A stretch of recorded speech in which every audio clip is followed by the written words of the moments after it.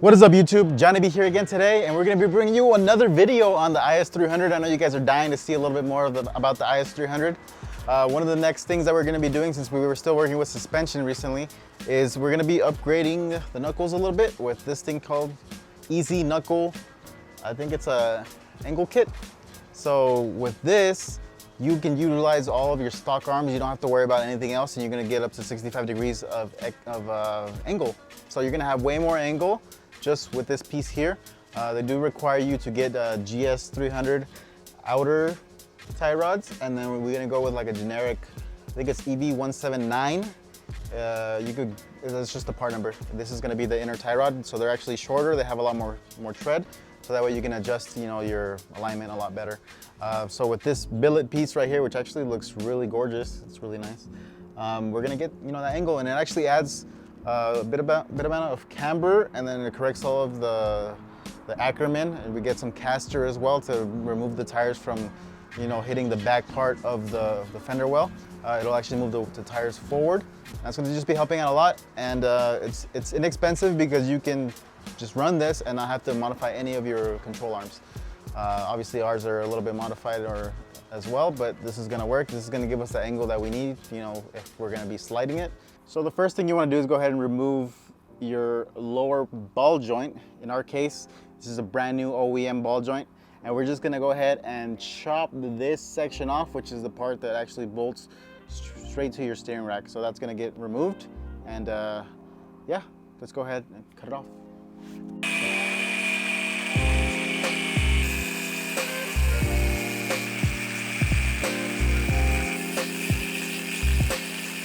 So there we are. I just went ahead and chopped this part off. See, I did like a little V cut just to remove, the excess and kind of make it look similar to the other side.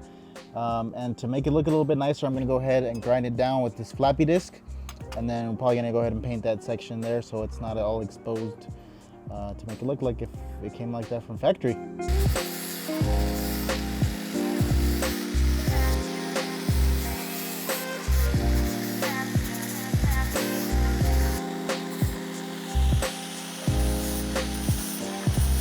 So there we go, we just grinded it down, made it nice and smooth.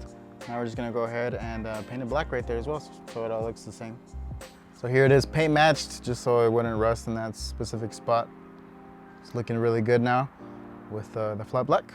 So now we can go ahead and put this onto the actual billet piece. So here is the billet piece from EZknuckles. They are marked, left and right, so you can't get that confused. Same thing with your ball joints, left and right. You see this little lip here. The factory ball joint also has that lip, so that's what's going to be replacing that spot where this used to bolt. This part of the knuckle is going to bolt, and these extra holes over here is where our ball joint is now going to mount. And if you notice, it's going to, instead of going here, it's going to be further out or further in this case. And what that does is it's going to be adding that much more camber.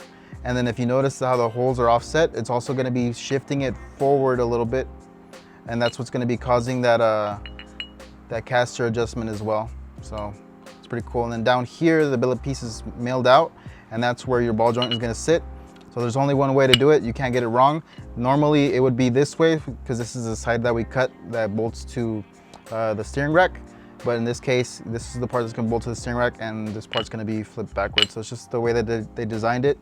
But obviously there's only one way to do it. You can't really put it on wrong. And it comes with hardware in a little baggie. So we're going to go ahead and put the hardware. The nut side I'm going to put on this metal side, and then we're going to have the Allen head over here on the billet side. So let's go ahead and put that on. So here we are. We got the ball joint installed. You can see how we left the Allen part of the bolt up here, bolted it down here. It has like a washer that's meant to tie in and make sure that this doesn't come loose, but I also went ahead and put some Loctite on there regardless, just to make sure it was going to be on there 100%. So that's how it looks. This is going to be our new mounting point.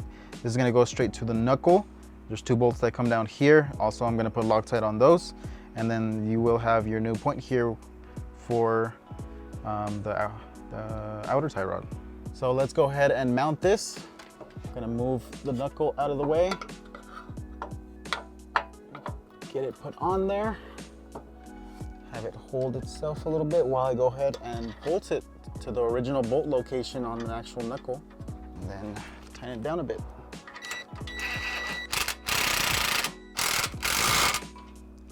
Okay. Now we can do the second one.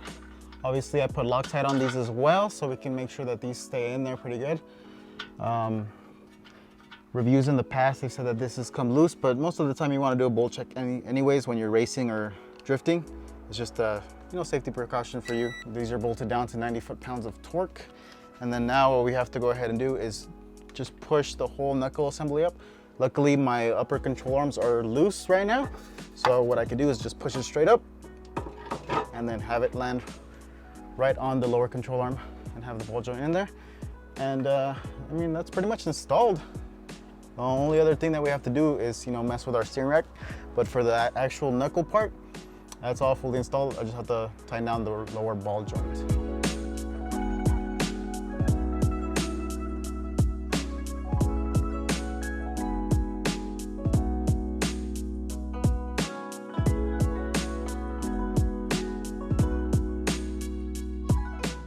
So the first thing we did was we'll go ahead and remove the boot. That just has like a clamp over here. You just got to remove, and then you can vice grip off some clamp that's here and just pull the whole little cover off. I think it's called a dust boot. And you expose this part, which is where our inner tie rod is bolted to our steering rack. And most of the time you'll need a special tool to get this off. So I'm gonna pull out my special tool, which is just a big old, there we go. And it just loosened up. In case you guys don't have special tools like mine, you can probably go get the special tool from like your local auto parts place. They should rent it out for you at no cost. There we go. Pull it off. All right, so now we can go ahead and put the new inner tie rods on. Put a little bit of Loctite on it just for safe measure.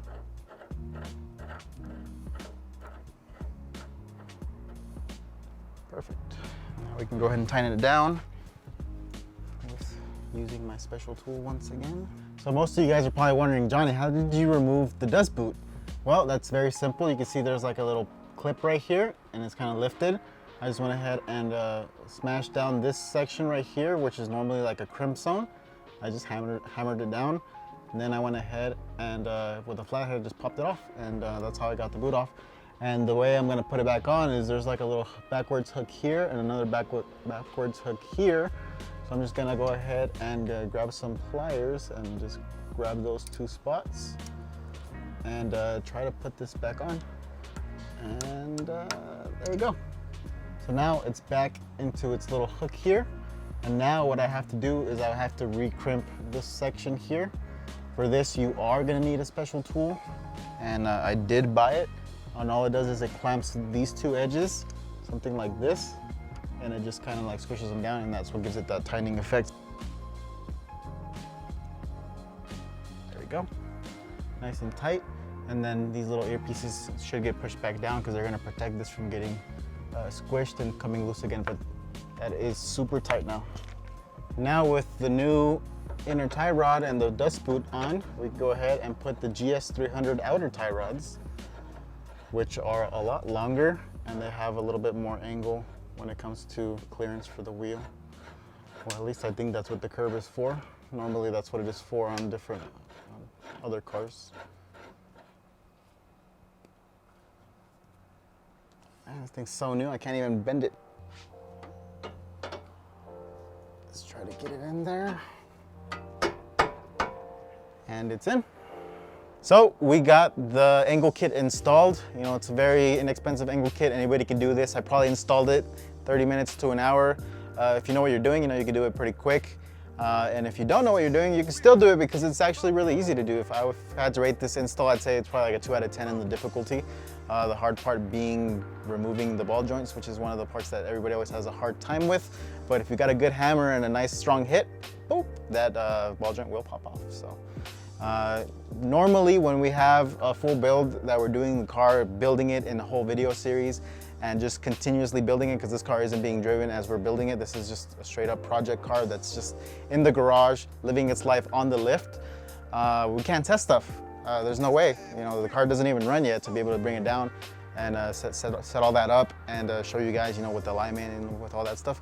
But for your guys' sake, I know you guys like to see, you know, at least what type of angle we're getting now. So I'm gonna go ahead and climb up all the way up the lift into the car, probably cross over from the passenger to the driver's seat because I have a ladder on that side, and do that very uncomfortably, but this is all gonna be for you guys, so I hope you guys enjoyed this. So let's go do that, and then you guys can see the angle.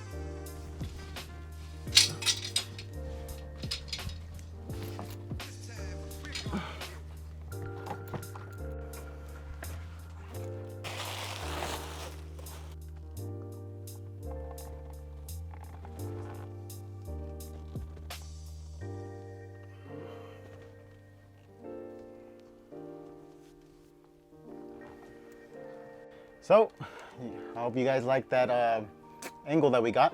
One of the things that I did notice when we were doing the angle is that we weren't actually getting full angle, and it looks like a lot of angle, but we still need a lot more. If you notice this curve here, this curve should actually go face the other way for the kit. This curve is normally for your wheel when you're turning.